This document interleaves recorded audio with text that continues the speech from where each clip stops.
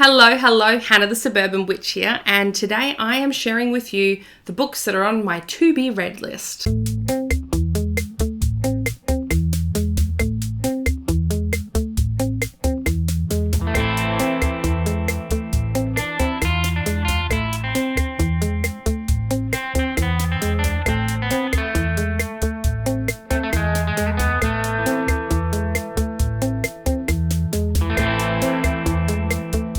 If you're new to my channel, I'm Hannah the Suburban Witch, a professional tarot reader and astrologer, and I love sharing all of my witchy tarot astrology goodness here with you on YouTube. Today I'm going to be going through some of the books that are on my to-be-read list.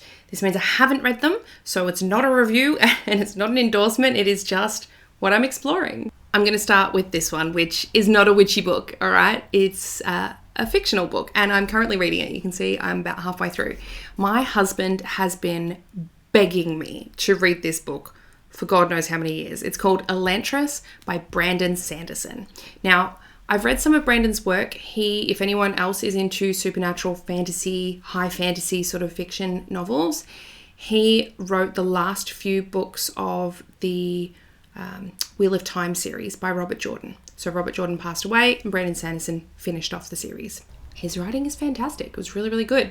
And my husband kept saying, you got to read this. It's a standalone. It's not a trilogy, any of that, which is rare in the high fantasy world. But I finally took him up on it and I cannot put it down. It's really good. Of course, it has magic. It has something that I would only compare to like a rune style of magic in there.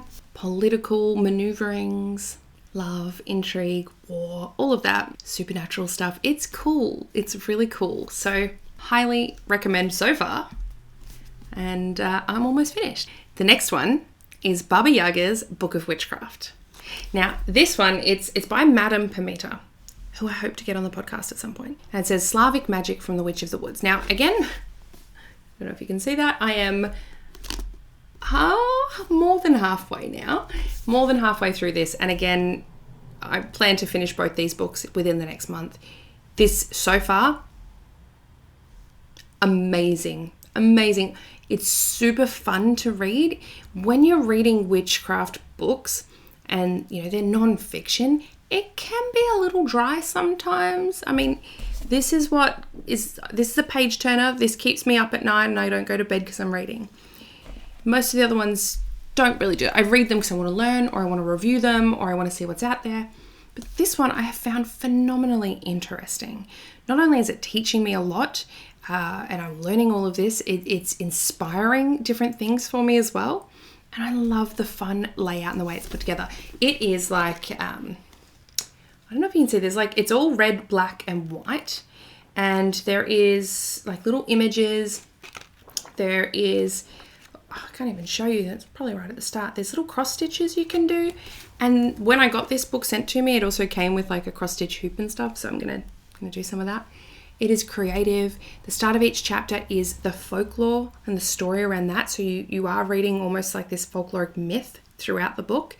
And then you get a little bit of wisdom from Baba Yaga herself, as well as from Madame Permita, and a personal story, followed by how to do the thing.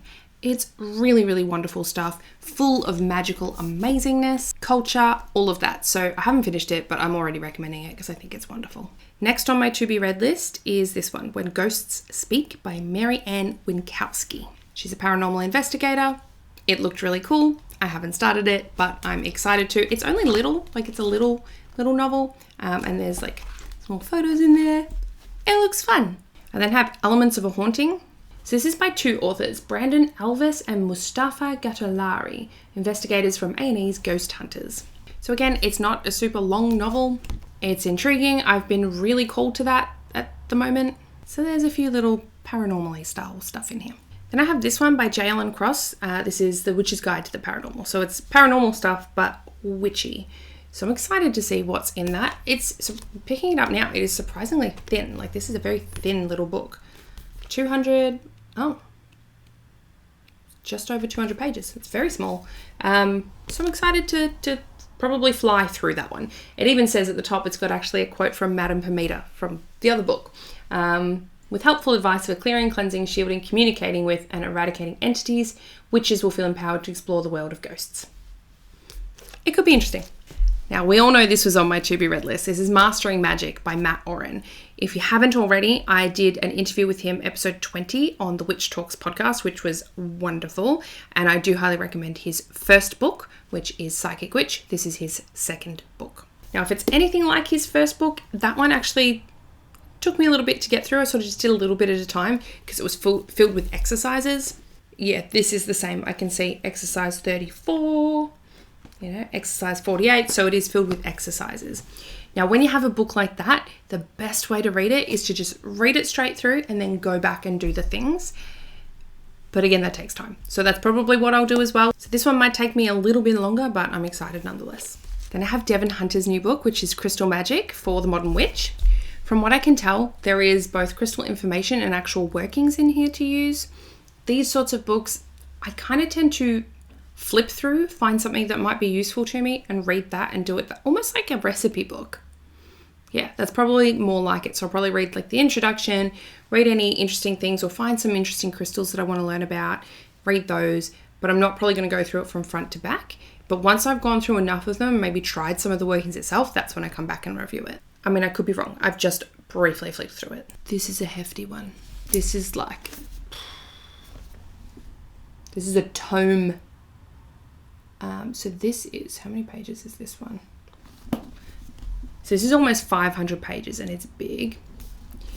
I actually found this at my library and it was a reference only book. I couldn't take it home. And the fact that I'm writing a book about supernatural fallen angels and there's demons and things like that in there, I was like, I need this, but I don't want to just take photos of the pages in the library. I want it at home, so I got it. So we have Dictionary of Demons. This is by Michelle Ballinger, and they are like the go-to on anything demons, ghosts, paranormal, all that jazz. It is in alphabetical order, and it is literally just lists of the demons. So I'm sure you can maybe see. So we have like Miroth, a demon who serves the infernal prince Dorokiel in the capacity of chief duke, and then there's like a little paragraph. Myrtiel, demon of transportation, blah, blah, blah, blah, blah, blah. There's like pages. This one's on ancient exorcisms. So you've got information in there. And when I flipped through it at the library, there was like some of the more well-known demons had like a page just on them. Others just have little paragraphs.